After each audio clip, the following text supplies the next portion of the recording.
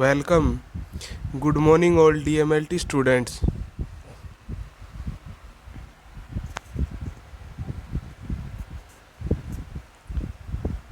तो clinical pathology के अंदर आज का लेक्चर आपका किसके ऊपर है? Today's lecture on absolute eosinophil count, यानी इयोसिनोफिल काउंट के ऊपर है, जो वाइट ब्लड सेल्स का एक पार्ट होती है इयोसिनोफिल, जो एलर्जी कंडीशंस के अंदर एक्सक्रीट होती है, फॉर्म होती है। और एब्सोल्यूट का मतलब है कंप्लीट यानी पूर्णतः, यानी ह्यूमन बॉडी में कितने इयोसिनोफिल्स प्रेजेंट हैं, नॉर्मल वैल्यू में है या हाई इंक्रीज हो गए हैं या डिक्रीज हो गए हैं, उनको एस्टिमेट करके देखते हैं सबसे पहले। और उसका प्रोसीजर क्या है, पूरा मेथड क्या है, वो आज के लेक्चर में डिस्कस करेंगे।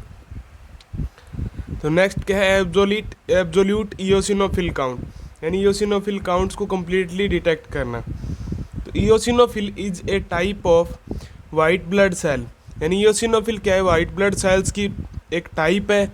और वाइट ब्लड सेल में किसका टाइप है? ग्रेन्युलर सेल का। And this test measure the amount of eosinophil in the blood of a person. और एब्सोल्यूट इयोसिनोफिल काउंट क्या है? ये जो टेस्ट है वो क्या है? इयोसिनोफिल्स को मेजर करता है, उनको डिटेक्ट करता है किसके अंदर? एक पर्सन के ब्लड के अंदर, यानी पेशेंट के ब्लड में। It is made in bone marrow and travel to different tissue. और ये जो इयोसिनोफिल है वो बोन मैरो के अंदर तो जनरेट होती है, फॉर्म होती है, आपने देखा है वाइट ग्लूकोपोइसिस के अंदर की इयोसिनोफिल वहाँ पे फॉर्म होती है। और ट्रैवल किसके अंदर करती है? डिफरेंट टिश्यू, यानी अलग अलग टिश्यूज़ के अंदर। Next, it is vital for the immune system of a person as it fight off infection and also boosts inflammation which will help the person fight off a disease. यानी ये क्या है? It is vital, मतलब ये मुख्य है, for the immune system यानी प्रतिरक्षा तंत्र के लिए, ऑफ ए पर्सन एक पर्सन के अंदर, as it fight off infection. और ये क्या है? इन्फेक्शन, इन्फेक्टियस जो एजेंट होता है उसके साथ फाइट करती है, इन्फेक्शन से आपको प्रिवेंट करती है, बचाने का काम करती है। Next, and also boost inflammation, और इन्फ्लामेशन का भी काम करती है, विच will help the person fight off a disease. और जो क्या एक पर्सन की मदद करता है किस चीज़ के अंदर? डिजीज से फाइट करने में, लड़ने में। नेक्स्ट, एम देखिए, it's the blood test in which total volume of eosinophil is counted. यानी उद्देश्य क्या है कि ये ब्लड टेस्ट है, ब्लड से रिलेटेड जांच है, ठीक है, जिसके अंदर क्या अपन टोटल वॉल्यूम देखते हैं, कितना आयतन है किसका? इयोसिनोफिल का काउंट किया जाता है।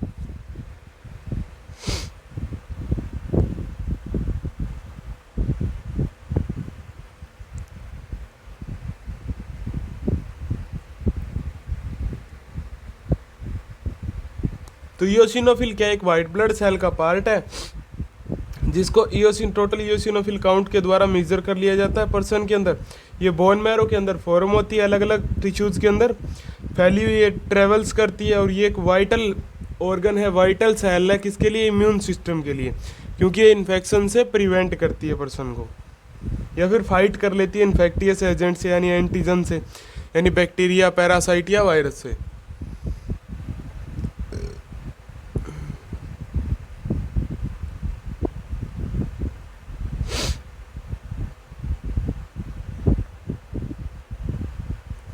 नेक्स्ट देखिए, इयोसिनोफिल becomes active in a person have certain allergic condition, infection and other medical condition।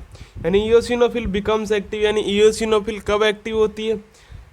Have a person have, यानी जब किसी पेशेंट में, पर्सन में क्या हो? सर्टेन एलर्जिक कंडीशन, यानी एलर्जिक कंडीशन हो कोई, जैसे छींके वगैरह आना, या फिर जैसे पोलन ग्रेन से एलर्जी, डस्ट से एलर्जी, कस्टर्ड से एलर्जी, मतलब अलग अलग चीज़ों से एलर्जी हो जाती है। तो उनमें से कोई भी एलर्जिक कंडीशन होगी तो क्या इयोसिनोफिल एक्टिवेट हो जाएगी। Infection and other medical condition, और इन एलर्जिक कंडीशन के अलावा कोई इन्फेक्शन होगा तो भी इयोसिनोफिल थोड़ा इन्वॉल्वमेंट होती है उसमें। और मेडिकल कंडीशन के अंदर भी इन्वॉल्व होती है। सच एज एग्जाम्पल क्या है इसका? जैसे अस्थमा हो गया, जो रेस्पिरेटरी से रिलेटेड एक डिजीज़ है, श्वसन से रिलेटेड। नॉर्मल काउंट क्या रहते हैं इसके? तो 42 0.42 0.45 पर माइक्रोलीटर। तो यहाँ पे क्या लिखा हुआ है कि 400 50 HL per HL. Next, if eosinophil becomes increase then normal level, it's known as eosinophil. और अगर eosinophil इंक्रीज हो जाती है नॉर्मल लेवल से तो इसको क्या बोलते हैं? eosinophiliya बोलते हैं, eosinophiliya बोलते हैं, ए और आएगा इसमें। तो नॉर्मल काउंट में क्या है यहाँ पे, अगर नॉर्मल वैल्यू नॉर्मल गाइडलाइन के अकॉर्डिंग देखें तो 0.04 से 0.04 से 0.45 पर माइक्रोलीटर तक होती है। तो इयोसिनोफिल कब एक्टिव होती है? कोई एलर्जिक कंडीशन में, अलग अलग अस्थमा जैसे। नेक्स्ट देखिए इक्विपमेंट या रिक्वायरमेंट क्या क्या रहती है। तो for absolute eosinophil count following equipments required, यानी एब्सोल्यूट इयोसिनोफिल काउंट्स को काउंट करने के लिए ये अपने को इक्विपमेंट की ज़रूरत होती है। जैसे सबसे पहले तो क्या चाहिए? ब्लड सैंपल, पेशेंट का ब्लड चाहिए, टेस्ट ट्यूब चाहिए, पिपेट चाहिए, इयोसिनोफिल डाइल्यूटिंग फ्लूइड चाहिए आपको, हीमोसाइटोमीटर चाहिए और माइक्रोस्कोप चाहिए। तो ब्लड सैंपल तो जिस पेशेंट के अंदर डिटेक्ट करना है, टेस्ट ट्यूब यानी जिसमें टेस्टिंग करेंगे अपन, पिपेट यानी जो सैंपल्स को रिएजेंट को ट्रांसफ़र करेगी, और इयोसिनोफिल डाइल्यूटिंग फ्लूइड यानी जो पेशेंट के ब्लड के अंदर अदर सेल्स हैं उनको लाइज कर दे और इयोसिनोफिल को छोड़ दे, और हीमोसाइटोमीटर और माइक्रोस्कोप। इतनी चीज़ें अपने को चाहिए इयोसिनोफिल काउंट करने के लिए। और हीमोसाइटोमीटर आपको पता ही है, काउंटिंग चैम्बर को बोलते हैं अपन, यानी जो टीएलसी डीएलसी के अंदर जो काउंटिंग चैम्बर काम में लिया था वो भी हीमोसाइटोमीटर था। लेकिन यहाँ पे जो इयोसिनोफिल को काउंट करने के लिए काम मिलेंगे वो भी एक तरीके से हीमोसाइटोमीटर है, लेकिन उस न्यू बार चैम्बर से डिफरेंट है थोड़ा।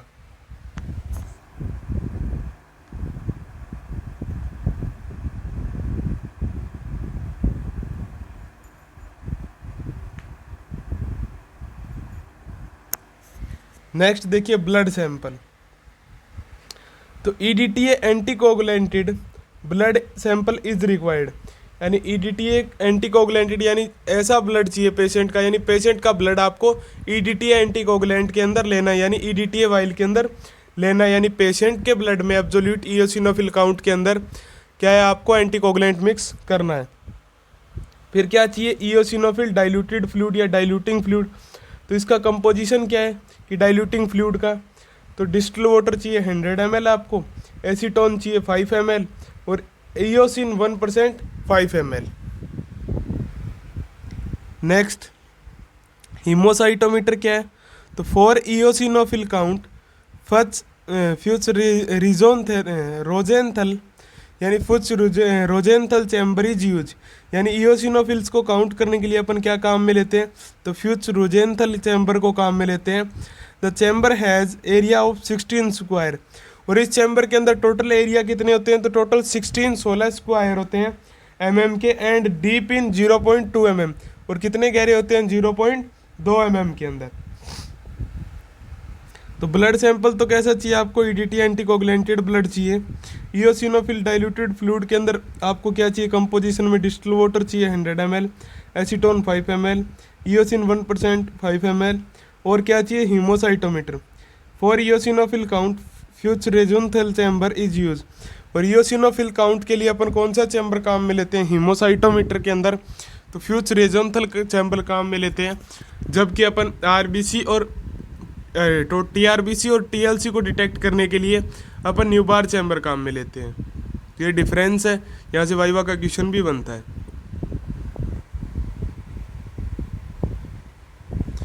नेक्स्ट देखिए आप कि किस तरीके से क्या है फ्यूच रोजेंथल चैम्बर का डायग्राम होता है। तो इसमें टोटल देखिए कि 4 स्क्वायर है और 4 ही टोटल तो 16 है, 4 के सीक्वेंस में, ठीक है। और जो डेप्थ दिखाई गई है गहरी वो कितनी है?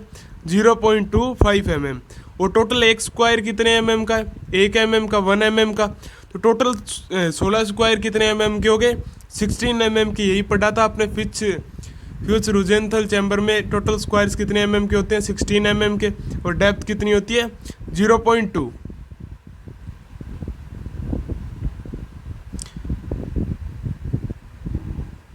ये डायग्राम आपको ड्रॉ करना है अच्छी तरीके से नोटबुक में, ताकि क्या है आपको रिमेंबर है कि फ्यूज रोजोनथल चैम्बर कैसा होता है। यानी न्यू बार चैम्बर के अंदर तो आपने देखा था किनारों पे क्या होते हैं, वाइट ब्लड सेल को काउंट करने वाले ब्लॉक होते हैं, और सेंटर में क्या होते हैं आपके आरबीसी को काउंट करने वाले ब्लॉक होते हैं।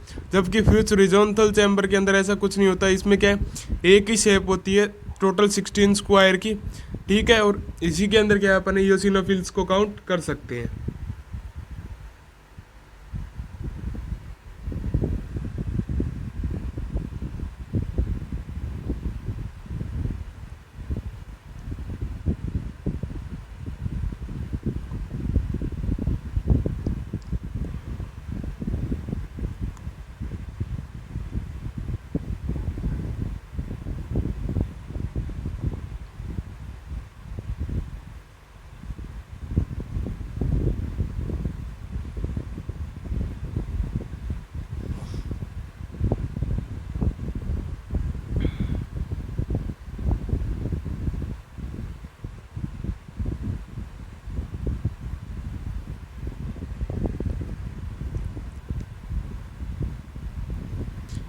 नेक्स्ट देखिए प्रोसीजर।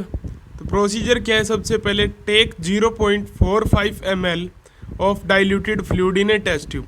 यानी एक टेस्ट ट्यूब के अंदर जो डाइल्यूटिंग फ्लूइड आपने बनाया था वो कितना ml लेना है, 0.45 ml लेना है। Transfer 20 microlitre of blood sample in test tube, और फिर उस टेस्ट ट्यूब के अंदर 20 माइक्रोलीटर आपको क्या लेना है, ब्लड सैंपल लेना है, यानी एंटीकोगुलेंटेड ब्लड लेना है जिसमें EDTA मिक्स किया हुआ हो। दिस विल गिवन डाइल्यूशन 1:10, और ये डाइल्यूशन कितना हो जाएगा, 1:10 हो जाएगा, यानी अनुपात कितना हो जाएगा इन दोनों का, 1:10 का हो जाएगा। Take the pipette and suck the diluted fluid and put on the chamber.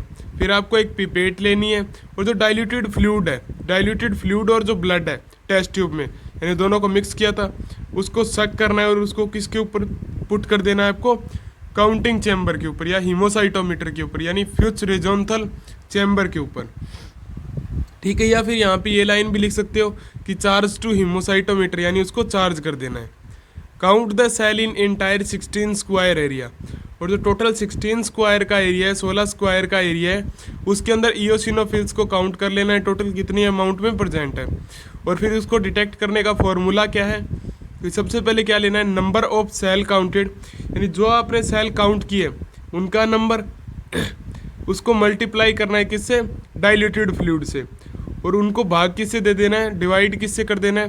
तो जितना एरिया था 16 और जितनी डेप्थ थी 0.2, नीचे लिखा हुआ यही शॉर्ट फॉर्मूला है कि नंबर कितने हो गए, नंबर तो जो काउंट करोगे आप फ्यूज रोजोनथल चैम्बर के अंदर वो लिखने हैं, बाकी 10 नंबर को मल्टीप्लाई करना है आपको 10 से, और उनको डिवाइड कर देना है दोनों को किससे, 16 इंटू 0.2 से।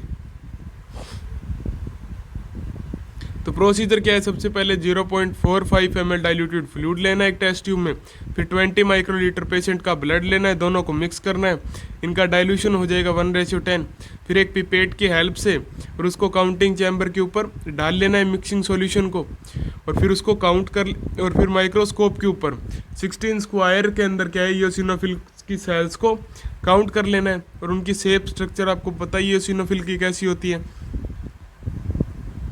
और फॉर्मूला क्या है यहाँ पे कि जो नंबर आप काउंट करोगे उनको मल्टीप्लाई करना है 10 से अपॉन में, उनको फिर डिवाइड कर देना है किससे, 16 इंटू 0.2 से।